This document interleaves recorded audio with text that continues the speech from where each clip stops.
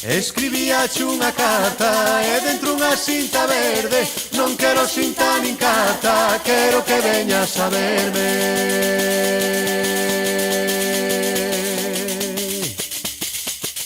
Non quero cinta nin carta, quero que veñas a verme.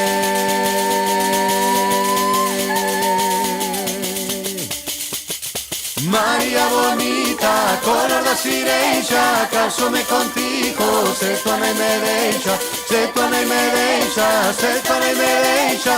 María bonita, color da sireixa.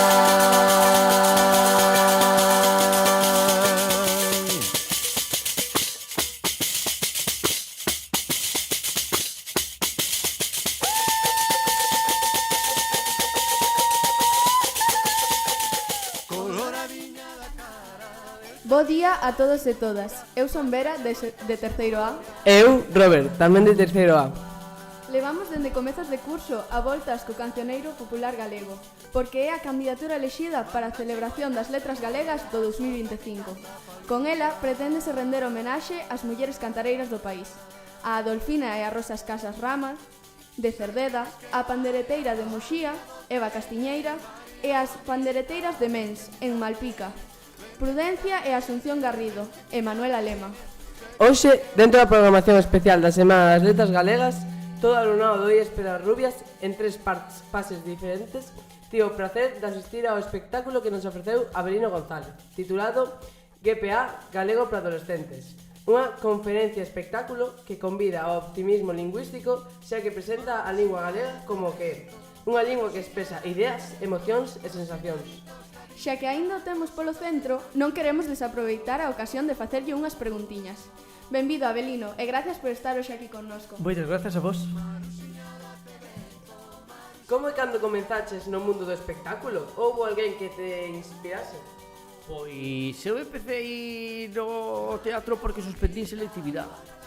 Entón, cando suspendín selectividade, tiña un... Claro, non podía ir á universidade, pero tampouco podía volver ao instituto. Digo, que fajo? Sabes? Quedábame un ano aí por diante. Entón, estuve indo de ointe a clases no instituto, onde fixera COU, que era No, eu fixen o COU en Colla 2, pero daquela houbera un cambio, os profesorados fora todo para Colla 4, entón estuve indo de ointe a Colla 4. E había un grupo de teatro afeccionado que lle chamaban a Farándula nunha parroquia cerca da miña, que chaman San Paio de Navia, e entón leime ali con eles e ali empecé e ata hoxe. Por que en lingua galega e non en castelán? De onde chega ese compromiso coa nosa lingua?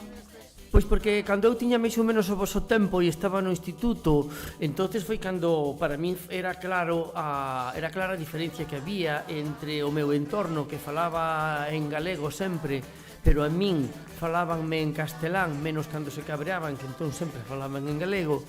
E como na escola sempre era castelán, no instituto xa empezaba así a ver a medias. Claro, isto era anos 70, segunda mitade dos anos 70, e entonces era esta cousa de que pasa con un idioma, que pasa co outro. Fui-me enterando e finalmente pois decidín non renunciar a ningún dos dous idiomas, porque eu son bilingüe, pero si usar como idioma principal na miña comunicación co mundo o galego. E aquí estou, e máis da justo verme. Avelino, entón consideras acertada a escolla que a Real Academia Galega fixo para a edición das letras galegas e que sexan dedicadas ao cancioneiro popular galego? Faltalle unha cousa para min moi importante que non ten que ver e non ten que ver ca escolla, é dicir, a xente que se homenaxea nas letras galegas en xeral ten que ser xente que leve morta 10 anos. Iso é unha especie de curarse en saúde para non meterse en líos con autoras, con autores vivos. Hai esa marxe de tempo, dá tempo a que a cousa pouse, de xeito que cando se propón a alguén para celebrar as letras galegas, a marxe de polémica, que sempre hai, aminora moito. Entonces, a mí pareceme estupendo que se faga con estas mulleres e son moi merecedoras, máis que merecedoras diso. A hora de facer a celebración, como se fai con outras celebracións, eu creo que é obrigatorio e necesario estendelo, no sentido en que o galego ou o cantar en galego non é cousa de mulleres que leven mortas 10 anos. senón que agora mesmo hai xente que sigue cantando en galego e sigue facendo coplas en galego e compón coplas en galego e son xente nova, como pode ser Tanxugueiras ou como pode ser as fillas de Casandra ou como pode ser Camaño e Ameixeiras, Mondra, moita Guadi Galego, Mercedes Peón, Uxía Pedreira ou Uxía Senlle, que fan que ese traballo que fixeron elas, que non é que fixeran un traballo de resistencia, elas o que fixeron foi divertirse na súa lingua e comunicar diversión na súa lingua, e hai xente que sigue divertíndose na súa lingua e comunicando diversión na súa lingua, e iso para min non só necesario, senón para min é a maneira máis axeito de render homenaxe ás homenaxeadas.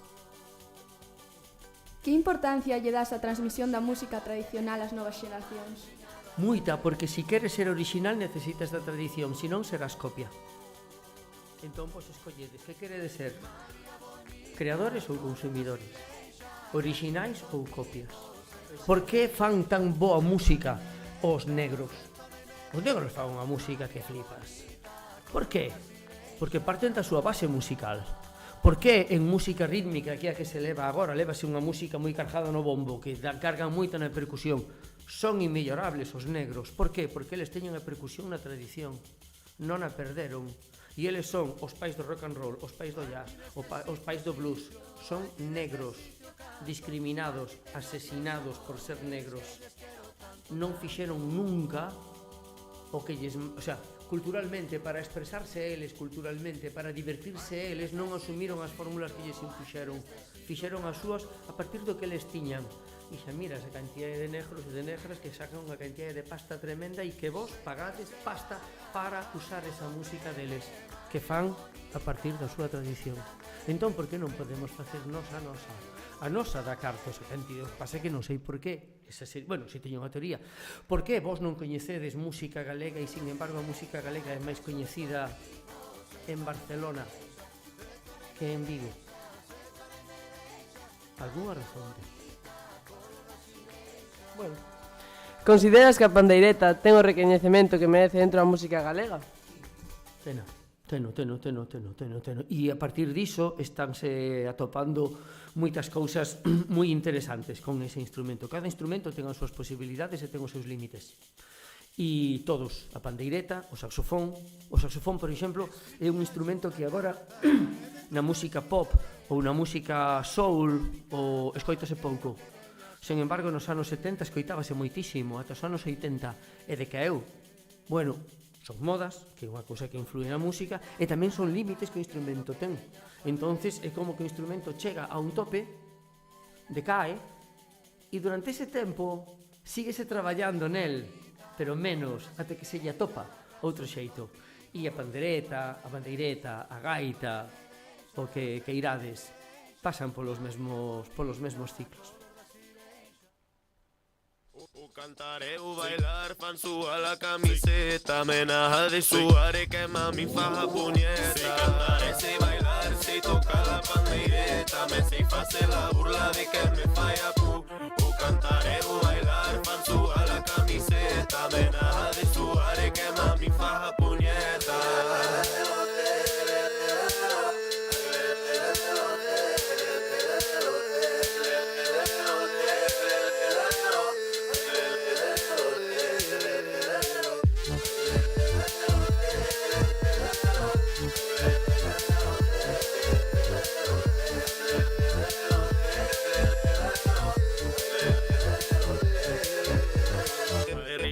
Subando, aí arriba o nosso bandinho, aí arriba o nosso bando, que seja bem pequenininho. Aí arriba o nosso bandinho, aí arriba o nosso bandinho, aí arriba o nosso bandinho, que seja bem pequenininho. Despois de escoitar esta versión máis moderna de Mondra e Fillas de Casandra, titulada Puñeta, continuamos coa entrevista. Como é o teu proceso a hora de preparar un espectáculo?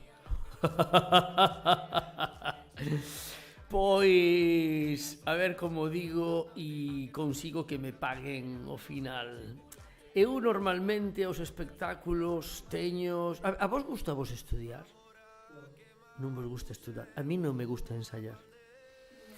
Non me gusta nada ensayar. Entón a min gustaríame, cando era da vosa idade, aprobar os exames en ter que estudar, pero non había máis remedio. Bueno, a veces copiaba con éxito e a veces sin éxito e teño suspendido porque me teñen cachado a chuleta. Entón non me gusta ensayar. Entón os espectáculos normalmente eu teños na cabeza, fajos na cabeza, digo así, así, así, así, así, así, vai ser así, pa, pa, pa, pa, pa, pa, isto primeiro, isto despois. Logo vendo o espectáculo e cando me contratan fajo. E con xunto vou facendo, vou ensayando. Pásase mal tamén, porque claro, as marxes de fracaso son maiores. E cando fracasas... Pero, vou zafando, vou zafando. Entón, os de contos, a min gustame facelos así.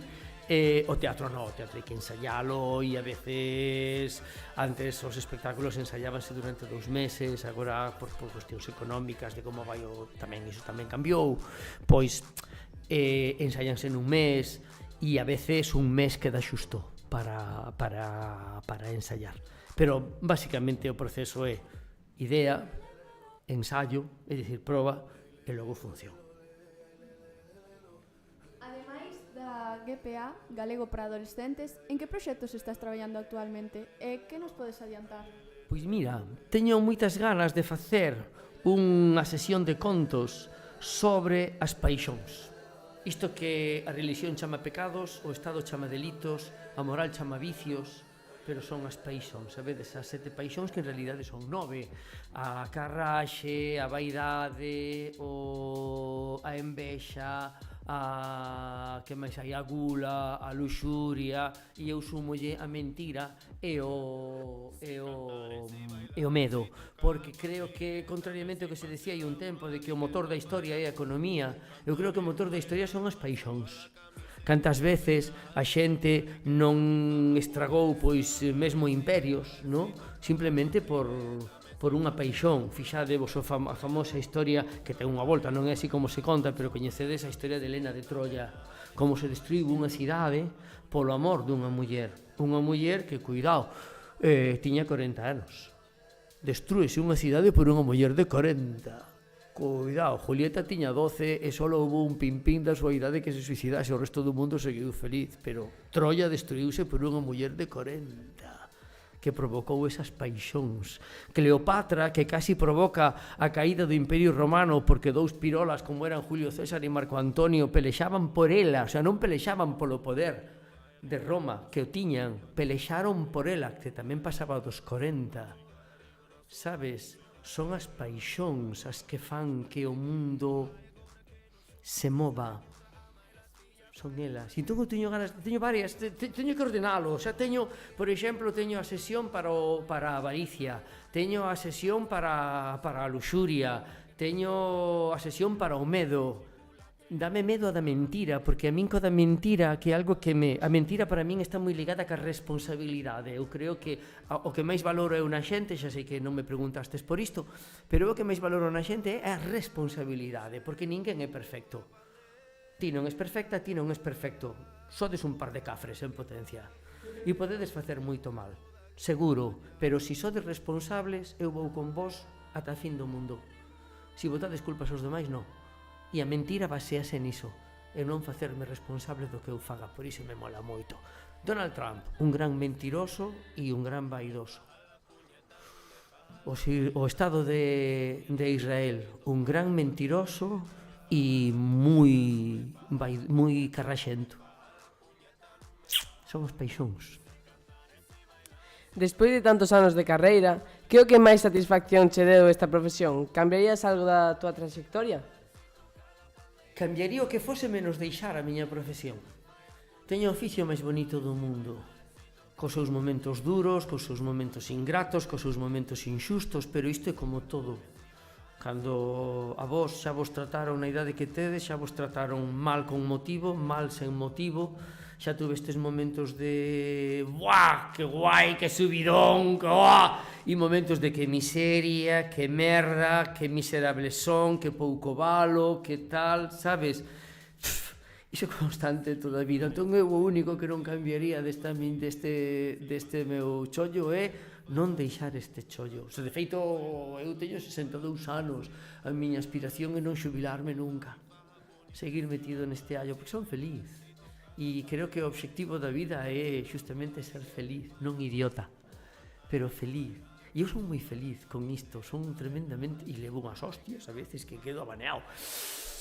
Pero sou feliz, estou encantado, o sea, a mí isto gustame hasta picar entradas, sabes? Levar cafés aos ensaios dos demais, mirar como os demais ensayan, aí sufro porque digo, eu quero estar aí arriba, non quero estar aquí abaixo, pero celebro cando os demais triunfan e gustan, e rabeo cando miro, hostia, fracasaron, Dios, que puta, porque ademais nos facemos o sentido do noso traballo é facer feliz a xente.